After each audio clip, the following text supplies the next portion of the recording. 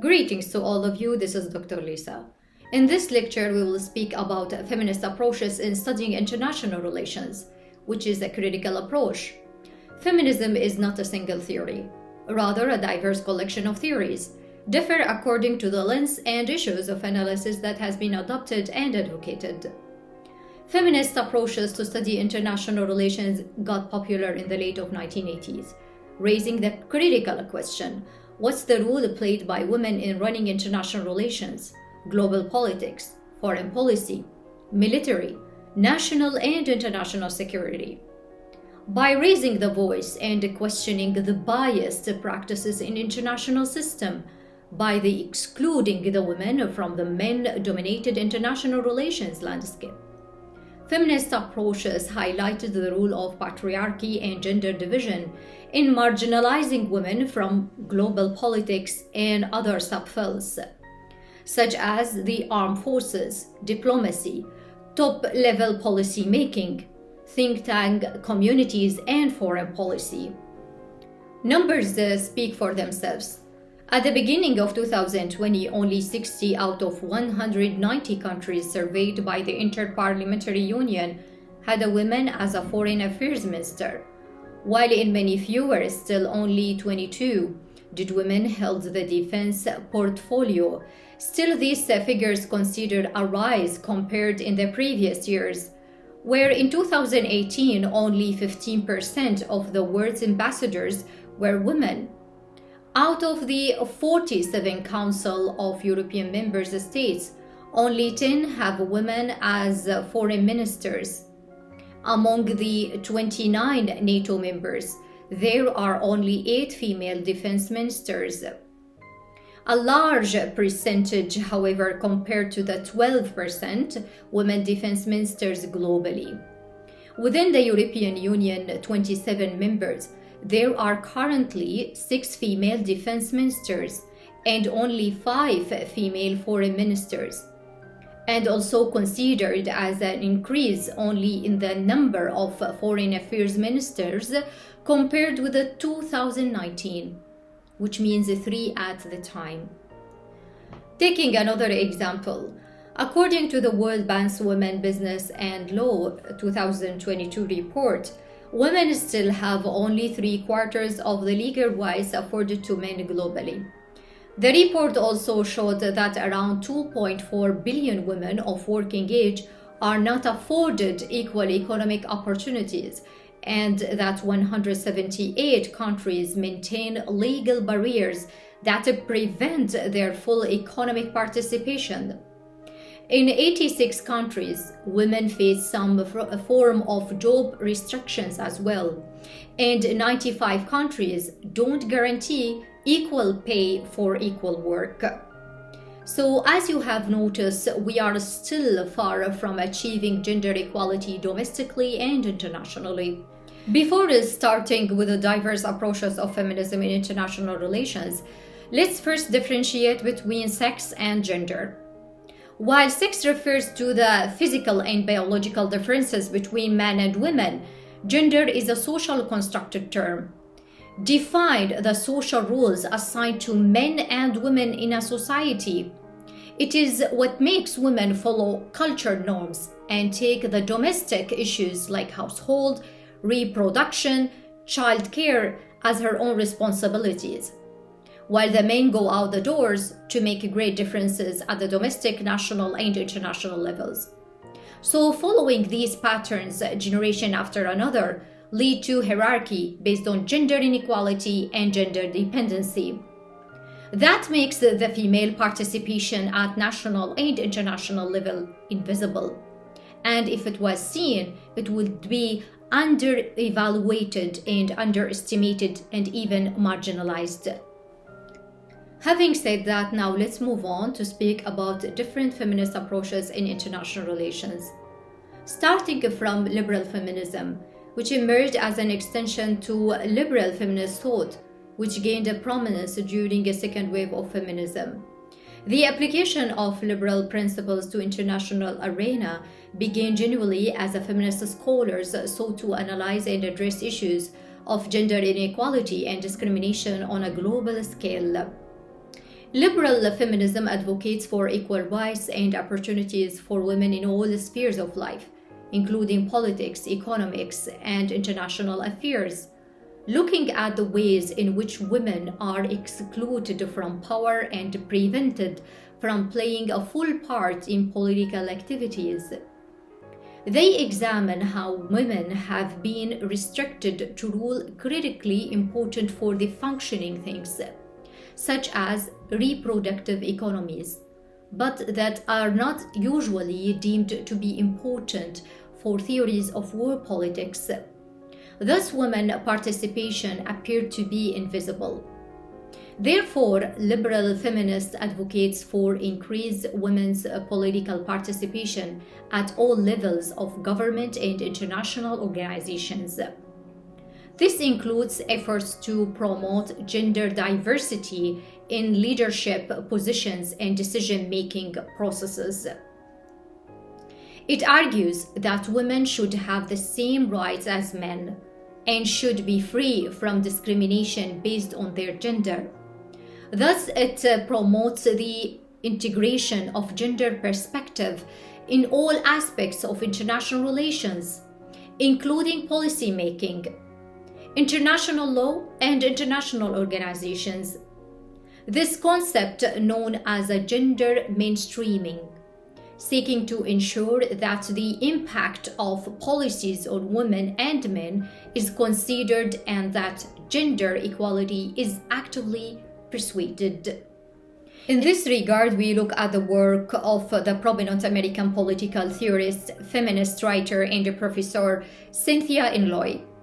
Her famous work, Bananas, Beaches, and Bases, Making Feminist Sense of International Politics, first published in 1990s and then revised edition published in 2014, explores the gender dynamics of power in the economy, where Inloy starts from a liberal premise that women and men should have equal rights and responsibilities in world politics, but builds upon a social feminism to analyze the role of the economic structure and standpoint feminism to highlight the unique and particular contribution of the women.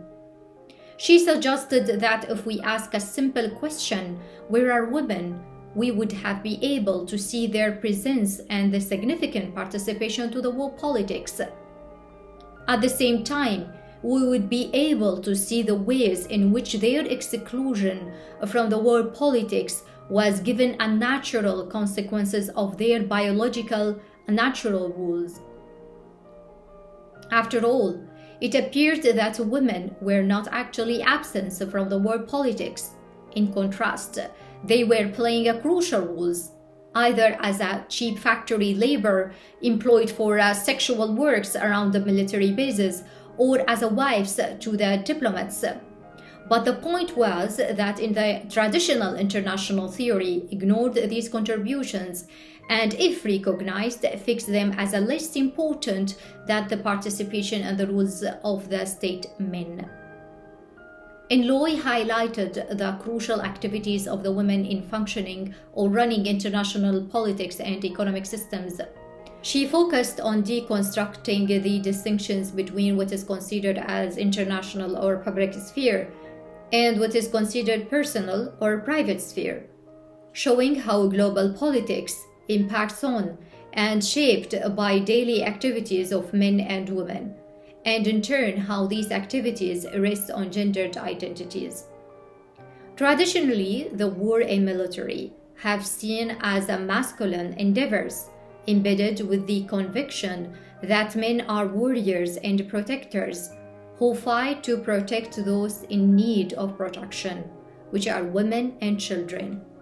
In non-fighting men, this perspective has excluded the women role during the conflict and wartime, and if seen, considered peripheral, outside the realm of international's consideration even. Second form of feminism is socialist Marxist feminism.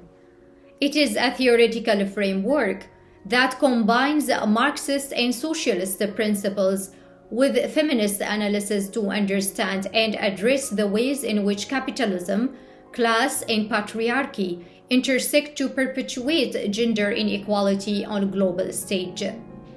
It emerged as a part of the broader feminist movement in the mid of the 20th century and seeks to address economic and social aspects of gender oppression within the context of international politics. This perspective grew out of the recognition that gender inequality is not confined to the domestic sphere, but deeply intertwined with the economic and political structures at the international level. Socialist feminism said that the oppression of the women practiced in pre-capitalist societies and persisted even in socialist societies.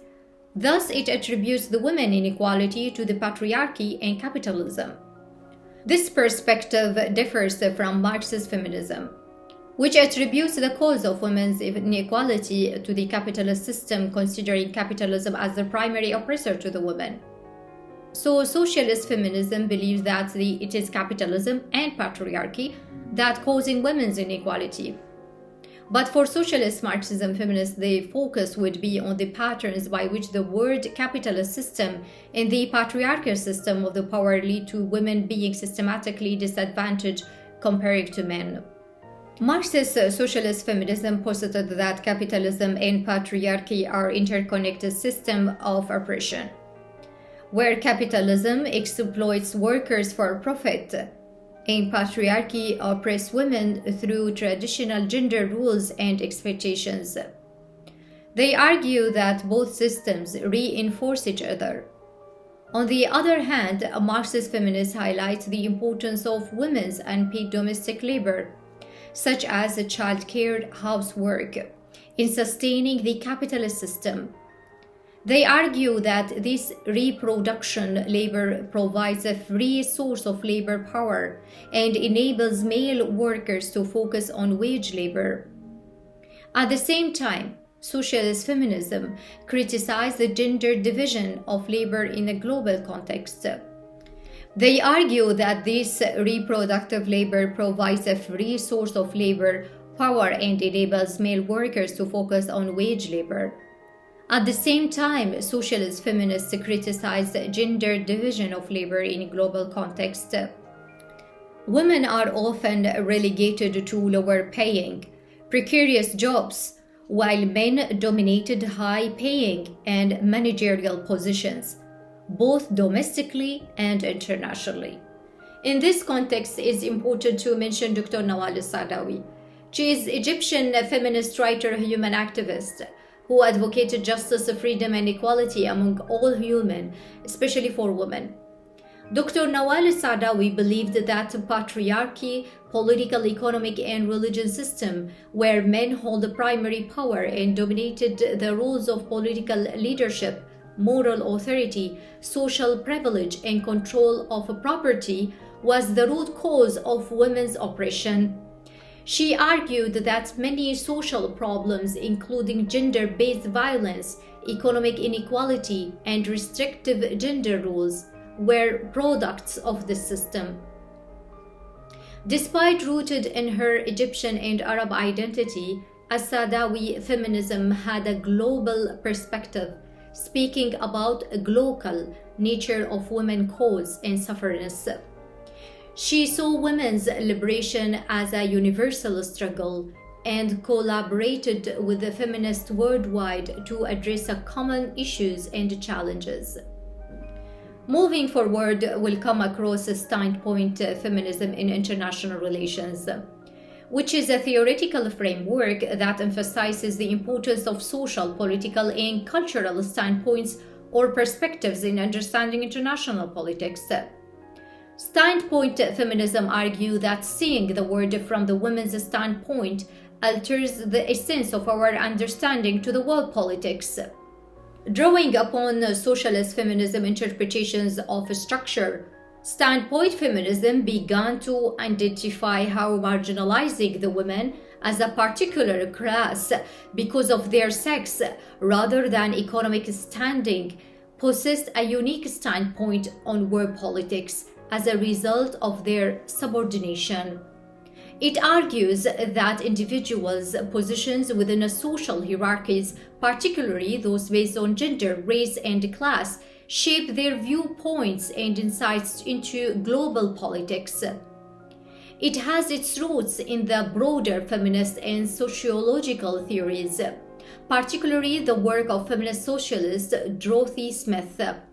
Smith's work in the 1970s and 1980s highlighted the significance of standpoint in shaping women's experiences and knowledge. The center of her work is that people from marginalized or oppressed groups, including women, have a unique standpoint to offer a critical insight into power dynamics, global issues, and international relations, meaning that they have a more accurate and critical understanding of social and political structures due to their experiences of oppression. Their standpoint provides them with a more holistic view of the relations of ruling. Judith Ann Tickner is an Anglo-American feminist international relations theorist. To name some of her work, such as Gender in International Relations in 1992, Gendering World Politics, published in 2001. Tickner has critically engaged with the traditional theories of international relations, including the works of Hans Morgenthau. She engaged with his ideas and offered feminist critics or alternative perspectives to challenge his realist framework. Let's take some of key notes about Tickner's alternative perspective. Morgenthau's first principle asserts that politics is fundamentally about a struggle for power. Tickner critiques this by emphasizing that traditional realist theories often neglect the gender dimensions of power. She argues that power relations are influenced by gender hierarchies and that understanding power requires examining how gender operates in international politics. Second one, Morgenthau argues that state interests are defined by power considerations. Tickner's work highlights that power interests are not gender neutral. She contends that gender can shape state interests as well, and issues related to women's rights, reproductive health, and gender-based violence are increasingly recognized as a vital components of state interests. Morgenthau's realist perspective suggests that ethics and moralities should not influence state behavior. Tickner challenges this by arguing that feminist ethics, such as care ethics, can provide valuable insights into international politics. She contends that ethical and moral principles, particularly those related to human rights and gender equalities, should guide state actions as well. Tickner pointed out also that traditional realist theories often overlook the differential impact of international politics on women and marginalized groups in different states. She called for a more inclusive and gender-sensitive understanding of national interest. There is also a difference between moral aspirations and the requirements of successful action, where Morgenthau suggested that moral aspirations should not include the realism of foreign policy decisions. Tickner contends that feminism perspectives emphasize the importance of aligning moral and ethical values with foreign policy objectives, especially when addressing issues such as human rights and gender-based violence.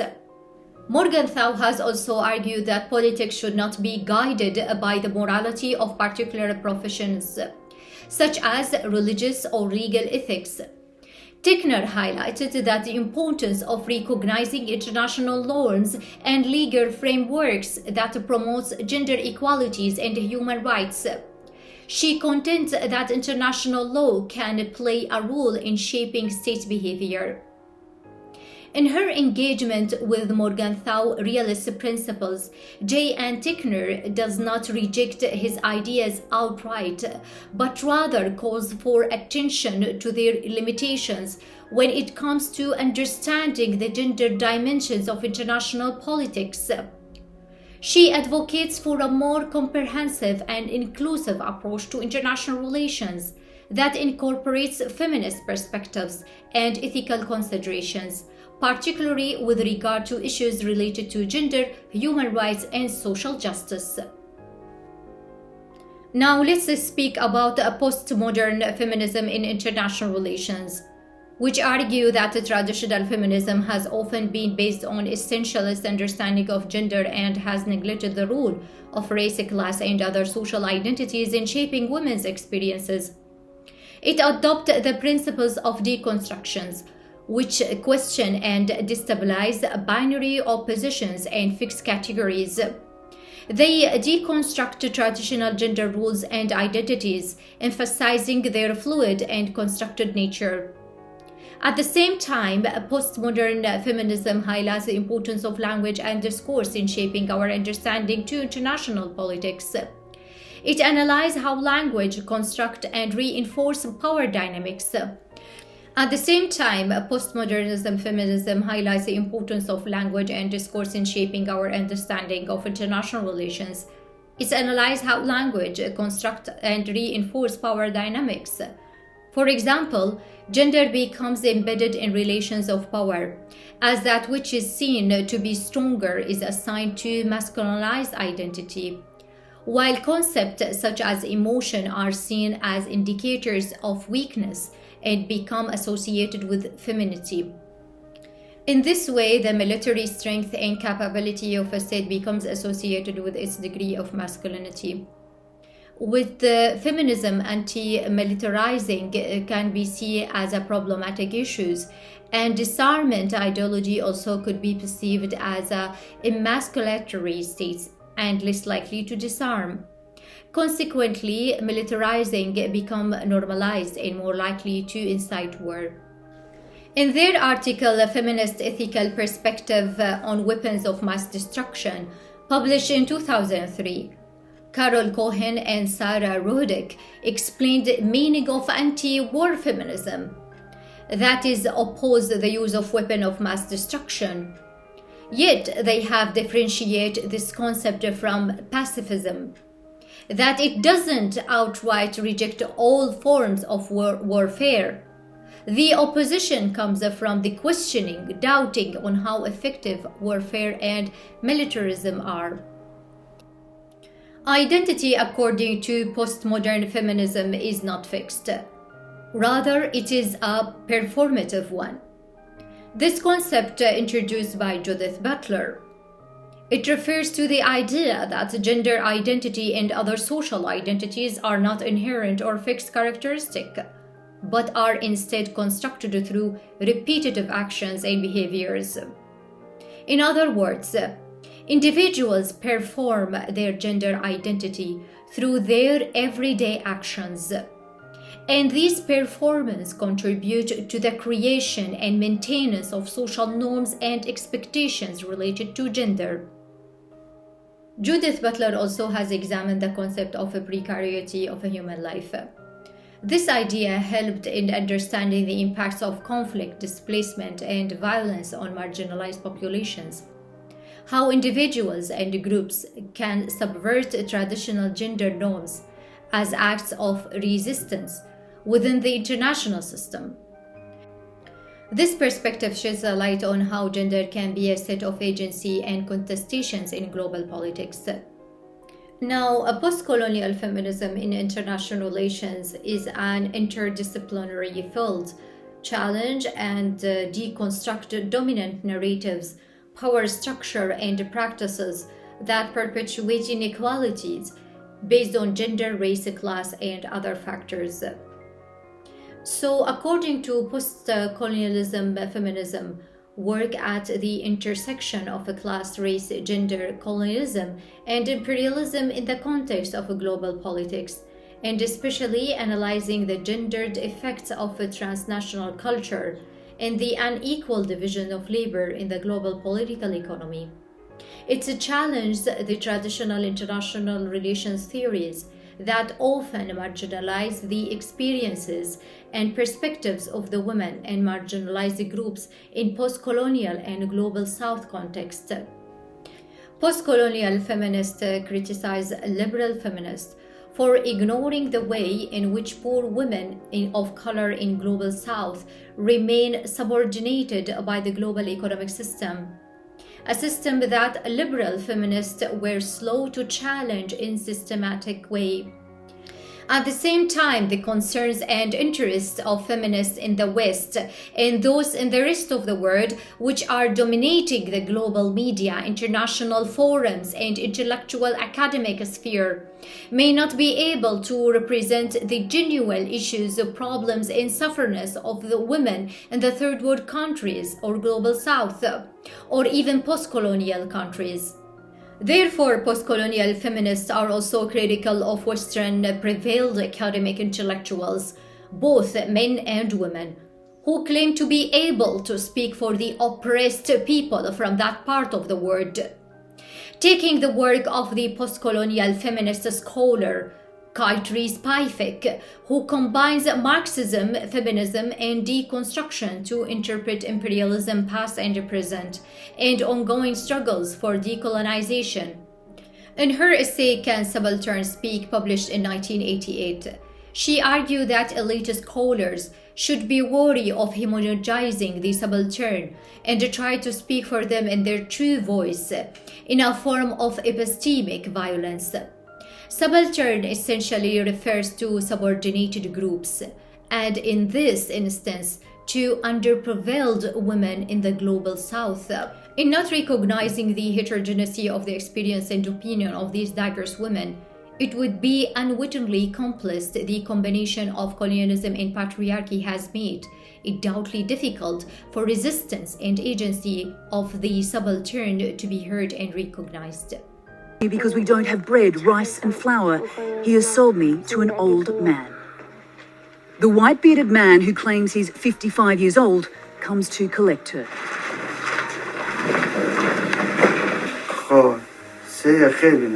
He's bought Parwana for 200,000 Afghanis, just over $2,000 US. Covered up, Parwana whimpers as her mother holds her. This is your bride, please take care of her, says Parwana's father. Of course I will take care of her, replies the man. His large hands grab her small frame. Parwana tries to...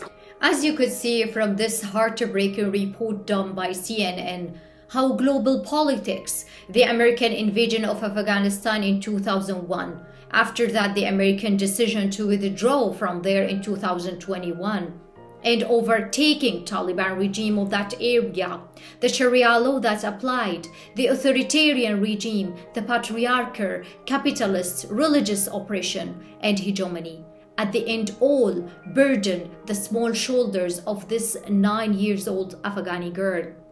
This short story can summarize for you the whole feminist approach in the field of international relations.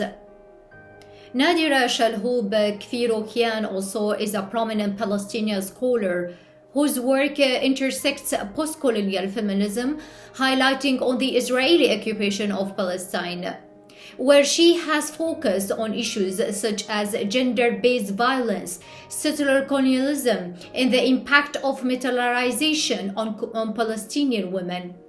Her research has contributed to understanding the complex gender dynamics in the Middle East. While all these feminist perspectives in international relations share a common commonalities to gender equality and critique of patriarchy, they differ in their ideology, foundations, approaches to power, engagement with international relations, and methods of analysis. They offer diverse lenses through which to examine and address gender issues in the context of global politics. Some of the main commonalities would be: first one, gender focus, where all these feminist perspectives emphasizes the importance of gender and the need to address as well the gender-based inequalities and power imbalances in the study of international relations. Second one, They all critique two patriarchal systems and how they intersect with other forms of oppression, such as class, race, and sexuality. Third one, intersectionality. Were not exclusive to any one of these perspectives. Intersectionality is a concept that appears in all these theories. It underscores the interconnectedness of various social identities and how they shape individuals' experiences and perspectives. Now, coming to the differences. First, we'll deal with the ideological foundations. Where liberal feminism is rooted in liberal political philosophy, emphasizing individual rights, equal opportunities, and legal reforms to achieve gender equality. Socialist Marxism, on the other side, incorporates Marxist and socialist principles, emphasizing a class struggle and the need to address capitalism alongside gender issues. While standpoint feminism focuses on the importance of one's social standpoint and perspective, particularly how marginalized identities inform understanding. Postmodern feminism questions fixed categories and essentialism, focusing on language, discourse, and how deconstruction of gender. While postcolonial feminism centers on the experience of women in postcolonial context and how colonial legacies shape gender dynamics. Second point will be approaches to power. Liberal feminism tends to focus on legal and institutional reforms as a mechanisms to address gender inequalities, while socialist Marxist feminism critiques to capitalism and advocates for economic and structural changes to achieve gender equality. On the other hand, standpoint feminism highlights the epistemic privilege of marginalized groups and emphasizes diverse perspectives. Postmodern feminism questions traditional notions of power, seeking to deconstruct dominant discourses. And last, postcolonialism feminism addresses power dynamics in the context of colonialism, emphasizing intersectionality and decolonization. Third point of differences will be engagement with international relations. Liberal feminism seeks to integrate gender perspectives into existent international structure and institutions, while socialist Marxist feminism considers the global economic system and its impact on gender relations. Standpoint feminism critiques mainstream international relations for its Eurocentric and advocates for diverse standpoints. Postmodern feminism questioned the language and narratives used in international politics. And postcolonial feminism analyzed how the colonial legacies influence global gender dynamics. Feminism approaches to international relations, like any theoretical framework, have faced criticisms and limitations. Here are some of the common criticisms. First one, lack of theoretical clarity. Critics argue that feminists in international relations lack of unified theoretical framework. There is a wide range of feminist perspectives, so all this diversity can make it challenging to develop a cohesive and consistent set of theories. Second one, essentialism. Some critics argued that feminist international relations theories essentialize gender by assuming that all women share common interests and experiences, ignoring the intersectionality of identities such as race, class, and sexuality and nationality. This criticism suggests that feminist theories may oversimplify complex issues. Third one, normative agenda. Some critics argue that feminist international relations scholars are too normatively driven, meaning that they have a strong agenda to change the world in accordance with their values. This can be seen as a weakness because it may also lead to bias analysis and lack of objectivity. Fourth one, empirical challenges. Critics also pointed out that the challenges in empirical testing some feminist international relations theory. Gendered power dynamics can be difficult to measure, making it challenging to validate or disprove certain feminist claims empirically. Fifth one, policy implications. Critics also argued that feminist international relations theories often advocate for policy changes that are impractical or difficult also to be implemented in the realm of international relations. This can lead to accusations of being so idealistic to be implied. Sixth one, complexity of feminist theory. Critics argue that feminist theories can be complex and abstract, making them less accessible to policymakers and practitioners who may prefer to straightforward and pragmatic approaches to international relations. 7.1. Lack of engagement with realism and other mainstream theories. Some critics argue that feminist international relations scholars don't engage sufficiently with the dominant theories of international relations, such as realism or liberalism. With that, I will be concluding my lecture for today. If you find this video helpful and informative, please share it with your friends interested in international relations. Don't forget to like and subscribe. See you next time.